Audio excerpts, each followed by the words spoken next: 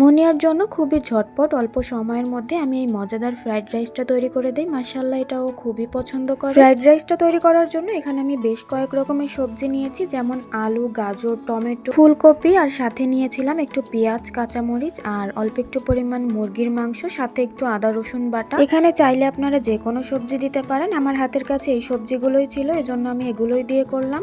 তো তারপরে মুরগির মাংসগুলো আমি ছোট ছোট করে পিস করে নিয়েছি। এবার একটু গোলমরিচের গুঁড়া দিয়ে ভালোভাবে মেখে নিলাম। এবার প্যানের মধ্যে আমি 1 চামচ পরিমাণ ঘি নিয়ে নিলাম। ঘিয়ের মধ্যে ম্যারিনেট করা মাংসটাকেও দিয়ে দিলাম। এবার খুব ভালোভাবে একটু ভেজে নিব। মাংসগুলো খুবই ছোট ছোট করে কেটে নিয়েছি, এতে করে কিন্তু সিদ্ধ হতে একদমই সময় লাগবে না। ঢাকনা দিয়ে ঢেকে রাখার কারণে বেশ কিছুটা পরিমাণ পানি বেরিয়েছিল এই মাংস থেকে, আর এই পানি দিয়েই কিন্তু মাংসটা সিদ্ধ হয়ে যাবে।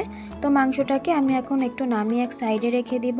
এবার যে সবজিগুলো কেটে নিয়েছিলাম সেগুলোকেই একই প্যানের মধ্যে আমি ভেজে নিব। সবগুলো সবজি আমি একসঙ্গে ভেজে নিব, সাথে কিন্তু মশলা আর পেঁয়াজ, কাঁচামরিচও দিয়ে দিয়েছি। এবার খুব ভালোভাবে ভেজে নিয়ে এখানে পরিমাণ মতো একটু লবণ দিয়ে দিব।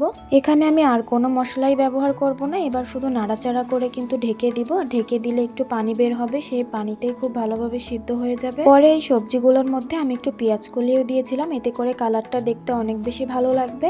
অল্প কিছু পোলাও চাল দিয়ে আমি আগেই ভাতটা রান্না করে রেখেছিলাম, কারণ ভাতটা ঠান্ডা না হলে একদমই ঝরঝরা হবে না। ভাতটা দেওয়ার পরে সবজির সঙ্গে খুব ভালোভাবে মিক্স করে নিব। এবার যে মাংসগুলো আমি ভেজে রেখেছিলাম মাংসগুলো এখানে দিয়ে দিব। বাচ্চাদেরকে চাইলে খুব ইজিলি কিন্তু এই খাবারটি তৈরি করে দিতে পারেন, কোনো ঝামেলাই নেই। খুবই অল্প সময়ের মধ্যে এই খাবারটি তৈরি করা যায়, আর বাচ্চারাও খুবই পছন্দ করে।